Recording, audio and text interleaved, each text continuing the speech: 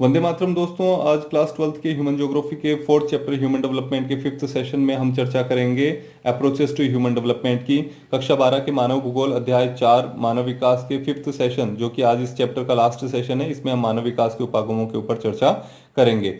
तो यहाँ पर इस टॉपिक को शुरू करने से पहले हमें जरूरी है कि हम उपागम शब्द का अभिप्राय यानी इसका मतलब समझ लें। What is the meaning of the term approach. Approach जो वर्ड है, इसका इस टर्म का क्या मीनिंग है, इसको यदि हम समझ लेते हैं तो बाकी का हमारा पूरा टॉपिक इजी हो जाएगा हमारे लिए समझने के लिए। तो आइए शुरू करते हैं इसको।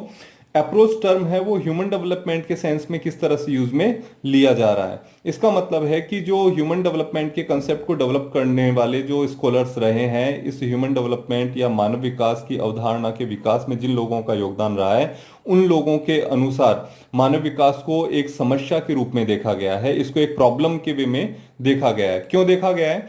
क्योंकि जब इस मानव विकास को हम एक समस्या के रूप में देखेंगे, यानी ह्यूमन डेवलपमेंट को जब हम एक प्रॉब्लम के वे में देखेंगे, तब हमें पता चलेगा कि ह्यूमन डेवलपमेंट को आगे बढ़ाने के पॉसिबल सॉल्यूशंस क्या क्या हैं।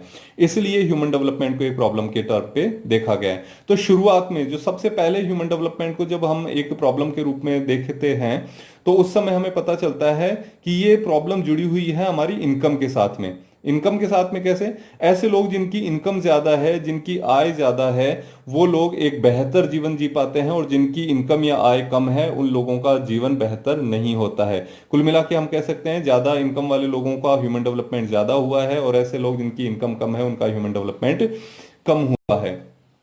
तो आइए सबसे पहले हम शुरू करते हैं इनकम अप्रोच के साथ में। इसके जो मुख्य बिंदु हैं वो क्या है? This is one of the oldest approach to human development. यह मानव विकास के सबसे पुराने उपागमों में से एक है। Second, human development is seen as being linked to income. इसमें मानव विकास को आय के साथ जोड़कर देखा जाता है। The idea is that the level of income reflects the level of freedom an individual enjoys. इस आइडिया के अनुसार, इस विचार के अनुसार, ऐसे लोग जिनका आय का स्तर अधिक होता है, वो लोग ज्यादा स्वतंत्रता को यानी ज्यादा फ्रीडम को एंजॉय करते हैं, और जिनका कम होता है वो कम फ्रीडम को एंजॉय करते हैं। कुल मिलाकर के जीवन जीने के तरीकों पर बात आ जाती है कि कंफर्टेबली कौन जीवन जी पा रहा है। इसी का टर्म ये बताता है, higher the level of income the higher is the level of human development. यानी आय का स्तर ऊंचा होगा तो मानव विकास का स्तर भी ऊंचा होगा। तो ये सबसे पुराना जो हमारा अप्रोच है, आय उपागम या इनकम अप्रोच, ये हमारा सबसे पुराने अप्रोचेज में से एक है। तो ह्यूमन डेवलपमेंट में शुरू में हमारे जो विचार आए थे वो यही आए थे कि जहां पर इनकम ज्यादा होगी वहां पर ह्यूमन डेवलपमेंट ज्यादा होगा, जहां पर इनकम कम होगी वहां ह्यूमन डेवलपमेंट भी कम होगा। तो ये हमारी फर्स्ट अप्रोच है। तो यहां से जो क्वेश्चन आता है वो पूछ लिया जाता है कि आपके इनकम अप्रोच के मेन फीचर्स बताइए। तो ये जो थ्री फीचर्स हमने देखे, फर्स्ट, सेकंड एंड थर्ड, ये आप थ्री फीचर्स यहां पर लिख सकते हैं। फिर नेक्स्ट आती है वेलफेयर अप्रोच। वेलफेयर अप्रोच या कल्याण उपागम, ये हमें क्या बताता है? जब ये विचार आया, कल्याण उपागम का विचार आया या वेलफेयर अप्रोच का आइडिया आया, उस समय हमने ह्यूमन डेवलपमेंट को किस तरह से देखा, यानी इसकी प्रॉब्लम हमने क्या मानी? इसकी प्रॉब्लम हमने ये मानी कि इनकम ज्यादा हो चाहे कम हो, कोई मैटर नहीं करता। ऐसे कंट्रीज जहां पर उनकी जीडीपी, ग्रॉस डोमेस्टिक प्रोडक्ट, बहुत ज्यादा है, यानी नेशनल इनकम जहां की बहुत ज्यादा है, वहां पर भी ये देखा गया है कि लोगों को मिलने वाली फैसिलिटीज, उनको मिलने वाली चॉइसेस बहुत कम रही है, क्योंकि जो इनकम जनरेट हुई है वो सिर्फ एक कुछ लोगों के हाथों के अंदर रही है, उसका बेनिफिट ज्यादा लोगों को नहीं मिल पाया।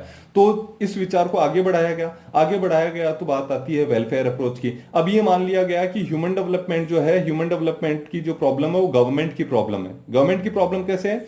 गवर्नमेंट जो है वो चाहे तो लोगों को ज्यादा से ज्यादा फैसिलिटेट कर सकती है, लोगों को ज्यादा से ज्यादा सुविधाएं उपलब्ध करवा सकती है, और ऐसा करके और ह्यूमन डेवलपमेंट को आगे बढ़ाया जा सकता है।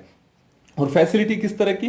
फैसिलिटीज के मामले में वो हमें एजुकेशन अवेलेबल करवा सकती है, हेल्थ केयर फैसिलिटीज अवेलेबल करवा सकती है, सोशल सिक्योरिटी दे सकती है, और इसी तरह की अदर एमिनिटीज को भी प्रोवाइड करवा सकती है। ये जिम्मेदारी किसकी है? ये जिम्मेदारी है गवर्नमेंट की, यानी सरकार की। तो सरकार चाहे तो शिक्षा, स्वास्थ्य और सामाजिक सुरक्षा या फिर दूसरे जो सुख साधन के तरीके हैं वो लोगों को उपलब्ध करवा सकती है। किस पर? उच्चतर सरकारी व्यय पर। यानी सरकार अपनी तरफ से, यानी अपने बजट से पैसा खर्च करके और ये काम कर सकती है। और ये काम जो कर रही है ये लोगों के वेलफेयर के लिए यानी भले के लिए कर रही है, तो इस अप्रोच का नाम पड़ा कल्याण उपागम या वेलफेयर अप्रोच। तो आइए इसकी जो मुख्य चार बातें हैं उनको भी हम डिस्कस कर लेते हैं। Welfare approach, this approach looks at human beings as beneficiary और टारगेट्स ऑल डेवलपमेंटल एक्टिविटीज। इस अप्रोच के अनुसार जितनी भी डेवलपमेंट की एक्टिविटीज हो रही है उन डेवलपमेंट की एक्टिविटीज में टारगेट किसको किया गया है, ह्यूमन बींग्स को किया गया है। किस वे में किया गया है कि बेनिफिट मिलना चाहिए ह्यूमन बींग्स को। The approach argue for higher government expenditure on education, health, social security and amenities. इस अप्रोच के अनुसार यह विचार रखा गया कि यह सरकार की जिम्मेदारी है, गवर्नमेंट की जिम्मेदारी है कि वो ज्यादा से ज्यादा खर्चा करे एजुकेशन, हेल्थ और सोशल सिक्योरिटी या अदर एमिनिटीज पर, जिनकी वजह से लोगों का वेलफेयर हो। देन थर्ड हम देखते हैं, people are not participants in development but only recipient. इस वेलफेयर अप्रोच के अनुसार लोग जो हैं, लोग इसमें पैसिव है, यानी लोगों का इसके अंदर कोई काम नहीं है, लोग इसमें पैसिव रहेंगे। और एक्टिव कौन रहेगी, एक्टिव रहेगी गवर्नमेंट। और गवर्नमेंट जो है वो सिर्फ देने का काम करेगी और लोग जो है पीपल वो सिर्फ उनको लेने का काम करेंगे। यानी गवर्नमेंट हेल्थ की फैसिलिटी देगी, एजुकेशन की फैसिलिटी देगी, सोशल सिक्योरिटी की फैसिलिटी देगी, और उनको रिसीव कौन करेंगे, उनके रेसिपिएंट्स होंगे लोग। The government is responsible for increasing level of human development. यहां पर ह्यूमन डेवलपमेंट की जो बढ़ाने की जिम्मेदारी है वो जिम्मेदारी दे दी गई है गवर्नमेंट को। The government is responsible for increasing level of human development by, किस तरीके से, मैक्सिमाइजिंग एक्सपेंडिचर ऑन वेलफेयर। अब ये सरकार की जिम्मेदारी है कि वो ज्यादा से ज्यादा खर्चा करे, किस पर करे, लोगों के वेलफेयर पर। तो यही कल्याण उपागम आपके है। यानी इस कल्याण उपागम में क्या बताया गया, यह उपागम मानव को लाभार्थी अथवा सभी विकासात्मक गतिविधियों के लक्ष्य के रूप में देखता है। यह उपागम शिक्षा, स्वास्थ्य, सामाजिक सुरक्षा और सुख साधनों पर उच्चतर सरकारी व्यय का तर्क देता है। लोग विकास में प्रतिभागी नहीं है, यानी लोग विकास नहीं कर रहे हैं, किंतु वे केवल निष्क्रिय प्राप्त करता है। निष्क्रिय प्राप्तकर्ता का मतलब क्या हुआ कि गवर्नमेंट उनको दे रही और वो उसको ले रहे हैं। किसको ले रहे हैं, विकास को। सरकार कल्याण पर अधिकतम व्यय करके मानव विकास के स्तरों में वृद्धि करने के लिए जिम्मेदार है। जिम्मेदारी किसकी है मानव विकास की, यहां जिम्मेदारी है सरकार की, गवर्नमेंट की। तो ये दो अप्रोचेस हुई। पहली अप्रोच आय के आधार पर, क्योंकि आय को समस्या माना गया था कि कम आय है तो लोगों का विकास कम होगा, ज्यादा आय है तो लोगों का विकास ज्यादा होगा। दूसरी जो मानी गई मानव विकास का उपागम वो है कल्याण उपागम। इसमें कहा गया कि मानव का कल्याण होना चाहिए और कल्याण की जिम्मेदारी किसकी है, सरकार की है। और कल्याण कैसा होगा, लोगों को शिक्षा, स्वास्थ्य और सामाजिक सुरक्षा सरकार उपलब्ध करवाए, भले वो उसके में सक्षम हो या नहीं हो। इसका उदाहरण हम देख सकते हैं कि आजकल हमारी गवर्नमेंट है वो मनरेगा का प्रोग्राम चलाती है जिसमें लोगों को एम्प्लॉयमेंट दिया जाता है, ठीक है। इसी के अलावा हमारे कंपलसरी एजुकेशन हमारी गवर्नमेंट दे रही है और बहुत सारी फैसिलिटीज दे रही है। आजकल आयुष्मान भारत के अंदर लोगों को स्वास्थ्य की सुविधाएं उपलब्ध कराई गई हैं, है ना। तो इस तरह के गवर्नमेंट अपनी तरफ से एक्सपेंडिचर कर रही है लोगों के कल्याण के लिए। तो ये कल्याण उपागम या वेलफेयर अप्रोच कहलाई। फिर नेक्स्ट ह्यूमन डेवलपमेंट की जो अप्रोच आती है वो अप्रोच आती है बेसिक नीड्स अप्रोच, आधारभूत आवश्यकता उपागम। कल्याण उपागम के बाद में आगे चल करके विचार और आगे बढ़े, लेकिन ये जो आधारभूत आवश्यकता उपागम या बेसिक नीड अप्रोच है, ये अप्रोच दी गई थी इंटरनेशनल लेबर ऑर्गेनाइजेशन के द्वारा। यानी अंतरराष्ट्रीय श्रम संगठन ILO ने आधारभूत आवश्यकता उपागम या बेसिक नीड अप्रोच को दिया। ILO का क्या मानना है, ILO का मानना है कि मिनिमम 6 जो नीड्स हैं वो बेसिक नीड्स की कैटेगरी में रखी गई है और वो बेसिक नीड्स लोगों की फुलफिल होनी चाहिए। यदि ऐसा नहीं हो रहा है तो ह्यूमन डेवलपमेंट का कोई लेवल स्टैंड नहीं करता है। और ये बेसिक नीड्स इन्होंने क्या मानी है, आइए उनको देख लेते हैं।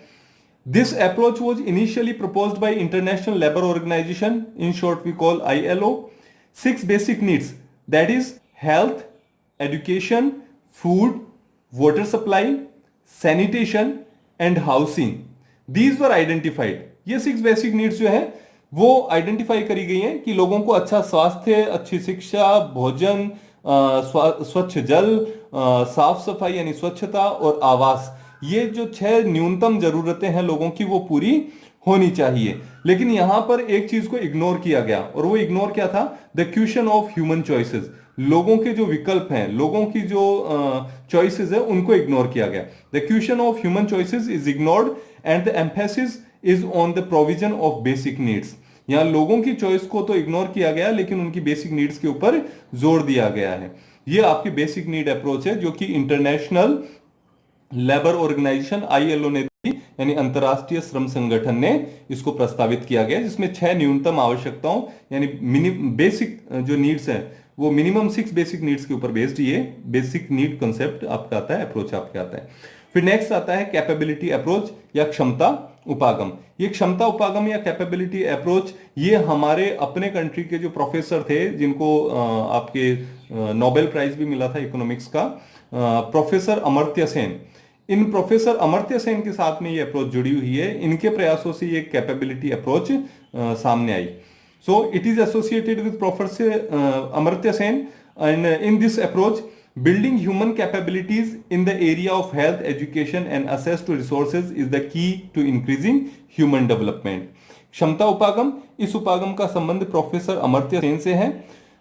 अमर्त्य सेन के अनुसार इस उपागम का अभिप्राय क्या है, इसमें कौन सी प्रॉब्लम को आइडेंटिफाई किया गया है? इसमें माना गया है संसाधनों तक पहुंच के क्षेत्रों में, संसाधनों तक पहुंच के क्षेत्रों में मानव क्षमताओं का निर्माण बढ़ते मानव विकास की कुंजी है। यहां पर क्या कहा गया है, इसका मीनिंग क्या है? अमर्त्य सेन का मानना है कि यदि जो ह्यूमन कैपेबिलिटीज है वो बढ़ती है, तो ऐसी कंडीशन में रिसोर्सेज तक उनकी एक्सेस भी पहुंचती है, संसाधनों तक भी उनकी पहुंच बढ़ती है। क्योंकि मेरी कैपेबिलिटीज ज्यादा होगी तो मैं ज्यादा पैसे अर्न कर पाऊंगा, ज्यादा पैसे अर्न कर पाऊंगा तो मैं ज्यादा से ज्यादा रिसोर्सेज को यूटिलाइज कर पाऊंगा, तो मेरी पहुंच बढ़ रही है। यहां पर संसाधनों तक पहुंच को किस वे में देखा जाता है? इसको देखा जाता है क्रय शक्ति यानी परचेजिंग पावर्स के फॉर्म में। और परचेजिंग पावर का जो बेस लिया गया है मेजरमेंट के लिए वो है $। में। जितने ज्यादा $में अर्न करूंगा उतने ही ज्यादा चीजों को परचेज करने की पावर मेरी पॉकेट में आ जाएगी, और इस तरह से मैं ज्यादा से ज्यादा रिसोर्सेज तक असेस कर पाऊंगा। तो ये आपके कैपेबिलिटी अप्रोच है, जिसमें एक इंसान अपने आप को इतना कैपेबल बनाता है कि उसकी परचेजिंग पावर बढ़ जाती है। So there are these 4 approaches: human approach, income approach, welfare approach, basic need approach and capability approach. आय उपागम, कल्याण उपागम, आधारभूत आवश्यकता उपागम और क्षमता उपागम। CBSE में यहां से 2 क्वेश्चन पूछे गए हैं। पहला है explain any 3 features of welfare approach of human development and explain the basic need approach to the human development in the world. मानव विकास के कल्याण उपागम की कोई 3 विशेषताएं बताइए, और दूसरा विश्व में मानव विकास की आधारभूत आवश्यकता उपागम को समझाइए। तो ये आपके लास्ट सेशन है हमारे इस चैप्टर का। उम्मीद करता हूं आपके समझ में आया होगा, और लेटेस्ट अपडेट्स के लिए आप लोग इस चैनल को सब्सक्राइब करिए, लाइक करिए, अपने दोस्तों के साथ शेयर करिए, और बेल आइकन को प्रेस करके लेटेस्ट जो नोटिफिकेशंस है उनको आप रिसीव कर सकते हैं। Thanks for watching this video.